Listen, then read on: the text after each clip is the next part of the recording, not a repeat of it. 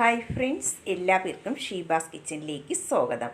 ഇന്ന് ഞാൻ വന്നിട്ടുള്ളത് വളരെ ഈസി ആയിട്ട് കുക്കറിൽ 10 മിനിറ്റിൽ തയ്യാറാക്കിയെടുക്കാൻ പറ്റിയ നല്ല ടേസ്റ്റി ആയിട്ടുള്ള പൊടിയരി പായസത്തിൻ്റെ റെസിപ്പിയുമായിട്ടാണ്. എല്ലാ പേരും ഒന്ന് ട്രൈ ചെയ്ത് നോക്കണം, നല്ല ടേസ്റ്റാണ്. വീഡിയോ ഇഷ്ടമാകുന്നെങ്കിൽ ഒന്ന് ലൈക്ക് ചെയ്ത് സപ്പോർട്ട് ചെയ്യാൻ മറക്കരുത്. എന്നാൽ നമുക്കിത് എങ്ങനെയാണ് തയ്യാറാക്കിയെടുക്കുന്നതെന്ന് നോക്കാം. അതിനായി ആദ്യം വേണ്ടത് പൊടിയരിയാണ്. ഞാനിപ്പോൾ 280 ml കപ്പിൽ 1 കപ്പ് പൊടിയരിയാണ് എടുത്തിട്ടുള്ളത്. ഇനി നമുക്ക് ഈ പൊടിയരി നന്നായിട്ട് തന്നെ ഒന്ന് കഴുകിയിട്ട് എടുക്കണം. അതിനായി ഒരു പാത്രത്തിലേക്ക് നമുക്ക് ഇട്ട് കൊടുക്കാം. ഇനി അതിലേക്ക് കഴുകാൻ ആവശ്യമായിട്ടുള്ള വെള്ളവും കൂടെ ഒഴിച്ചു കൊടുക്കാം. എന്നിട്ട് നമുക്ക് 2-3 വെള്ളം നന്നായിട്ട് തന്നെ ഇതൊന്ന് കഴുകിയിട്ട് എടുക്കണം. അരി ഇവിടെ നന്നായിട്ട് തന്നെ ഒന്ന് കഴുകിയതിന് ശേഷം അതിൻ്റെ വെള്ളമെല്ലാം ഒന്ന് മാറ്റിയെടുത്തിട്ടുണ്ട്. ഇനി നമുക്കിതൊരു കുക്കറിലേക്ക് ഇട്ട് കൊടുക്കാം.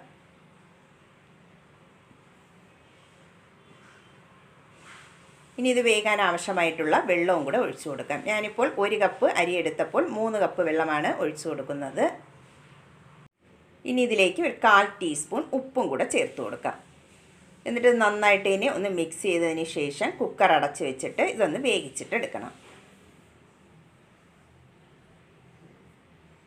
ഒരു 4 വിസിൽ വരുന്നത് വരെ ഹൈ ഫ്ലെയിമിൽ വെച്ചിട്ട് നമുക്കിതൊന്ന് വേവിച്ചിട്ടെടുക്കാം. ഇതിപ്പോൾ ഒരു 4 വിസിൽ വന്നതിന് ശേഷം അതിൻ്റെ പ്രഷറെല്ലാം ഒന്ന് പോയിട്ടുണ്ട്. നമുക്ക് കുക്കറിൻ്റെ അടപ്പൊന്ന് തുറന്ന് നോക്കാം. പൊടിയരിയെല്ലാം നന്നായിട്ട് തന്നെ ഇവിടെ കുക്കായി വന്നിട്ടുണ്ട്. ഇനി നമുക്ക് സ്പൂണ് കൊണ്ട് ചെറുതായിട്ടൊന്ന് ഉടച്ചും കൂടെ എടുക്കാം. ഇതിവിടെ നന്നായിട്ട് തന്നെ ഒന്ന് ഉടച്ചെടുത്തിട്ടുണ്ട്. ഇനി നമുക്ക് ഞാനിവിടെ ഈ കുക്കറിൽ തികയാത്തതുകൊണ്ട് വേറൊരു പാത്രത്തിലേക്ക് ഈ അരി ഒന്ന് മാറ്റി കൊടുക്കുകയാണ്. എന്നിട്ട് നമുക്കിതൊന്ന് റെഡിയാക്കിയിട്ട് എടുക്കാം.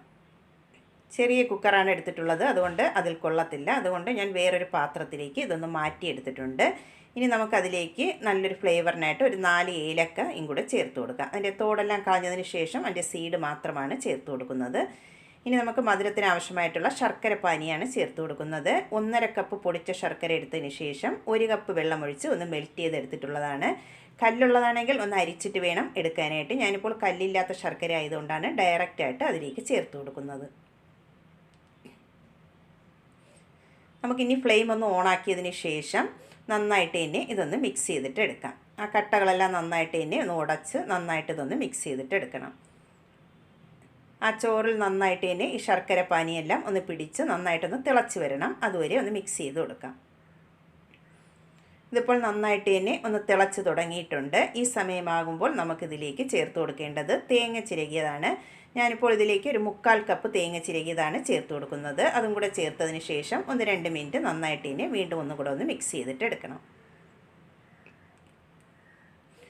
ഇതിവിടെ തേങ്ങയും കൂടെ ചേർത്തതിന് ശേഷം ഒരു 2 മിനിറ്റ് നന്നായിട്ട് തന്നെ ഒന്ന് മിക്സ് ചെയ്തെടുത്തിട്ടുണ്ട്. ലാസ്റ്റ് നമുക്കതിലേക്ക് നെയ്യിൽ വറുത്തെടുത്തിട്ടുള്ള കാഷ്യൂം കിസ്മിസും കൂടെ ചേർത്ത് കൊടുക്കാം. ആ വറുത്തെടുത്തിട്ടുള്ള നെയ്യോടുകൂടി തന്നെ അതിലേക്ക് ചേർത്ത് കൊടുക്കാം. എന്നിട്ട് വീണ്ടും നന്നായിട്ട് തന്നെ ഒന്ന് മിക്സ് ചെയ്തിട്ട് എടുക്കണം.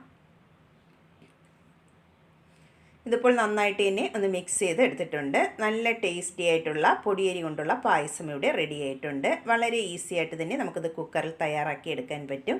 ഇനി നമുക്കിതൊരു പ്ലേറ്റിലേക്ക് സെർവ് ചെയ്യാം. വീഡിയോ ഇഷ്ടമാകുന്നെങ്കിൽ ഒന്ന് ലൈക്ക് ചെയ്ത് സപ്പോർട്ട് ചെയ്യാൻ മറക്കരുതേ. ആദ്യമായിട്ടാണ് കാണുന്നവരുണ്ടെങ്കിൽ പ്ലീസ് ഒന്ന് സബ്സ്ക്രൈബ് ചെയ്തും കൂടെ സപ്പോർട്ട് ചെയ്യണേ. പുതിയൊരു വീഡിയോയുമായി കാണുന്നവരെ താങ്ക്സ്.